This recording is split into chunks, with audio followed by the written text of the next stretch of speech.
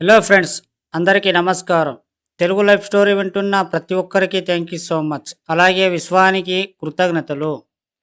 బంగారము సున్నితమైన లోహం. ప్రకృతి నుండి ఎంతో ప్రేమతో మానవుడికి ఇవ్వబడిన బహుమతి. వీలైనంత మటుకు బంగారాన్ని ధరించండి.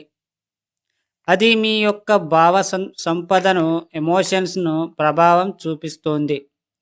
మీ దేహం వెలుపల ఉన్న విద్యుదయస్కంతం తరంగాలకు అనుగుణంగా బంగారు లోహం ప్రతిస్పందిస్తుంది. వీటిని ధరించడం వల్ల తక్షణమే మీరు ఎమోషన్స్ నెగటివ్ని నుండి పాజిటివ్గా చాలా ఆటోమేటిక్గా మారిపోతారు. నాకు ఇంత డబ్బు కావాలి అని రాయండి.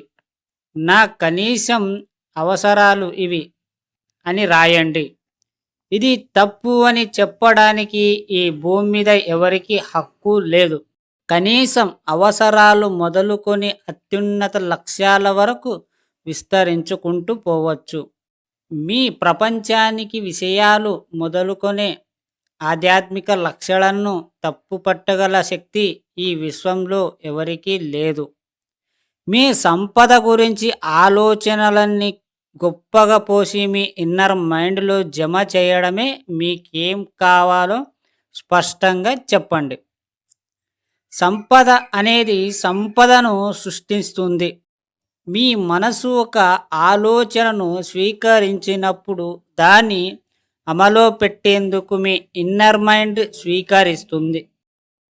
ఊహాశక్తికి మీ ఊహలన్నిటికన్నా బలమైనది. మంచిని ప్రేమించదగిన విషయాలని ఊహించుకోండి. మీరు ఏదైనా కోరిక కనేటప్పుడు లేదా కోరిక ఇది అవ్వాల అనుకునేటప్పుడు ఎన్నో నెగటివ్స్లు వస్తుంటాయి. మనము ఏదో ఒక పని చేసేటప్పుడు నెగటివ్ అనేది కామన్. చెప్పే విధానంలో మీకు అర్థం అవుతుందో లేదో తెలియదు, కానీ నాయిస్ ఎంతగానం వస్తుంది. అలాగే మనము ఆ నాయిస్ని పట్టుకొని మనము అలాగే మైండ్కి ఇస్తే మనకు మీరు ఎప్పటికీ ముందుకు రాలేరు. అది నాయిస్ రాని అలాగే మన ప్రయత్నం మనం చెయ్యాలి. దాన్ని అసలు ఎంతవరకు మనం అక్కడ చెవులు పెడతామో అంతవరకు మనం ముందుకు వెళ్ళలేం. మన చుట్టుపక్కల ఎన్ని సౌండ్స్లు ఉన్నా, ఎగ్జాంపుల్ ఎన్ని నాయిస్లు ఉన్నా సరే దాన్ని పట్టించుకునకుండా మీరు చెయ్యగలిగితేనే మీరు ఏదైనా విన్ అవ్వగలరు. అర్థమయ్యిందా ఫ్రెండ్స్? ఎవరో ఏదో అనుకుంటారని కాదు. మీకు బంగారం మీ మెడలో వేసుకోవాలని అనిపిస్తే ఖచ్చితంగా వేసుకోండి.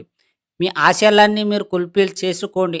ఎవరో ఏదో అనుకుంటారని మీ ఆశలన్నీ నిరాశ చేసుకోకండి. మీ బంగారం మీ డబ్బు ఎవరిదో కాదు కదా. సో మీకు ఇష్టం వచ్చినట్టు ఉండండి.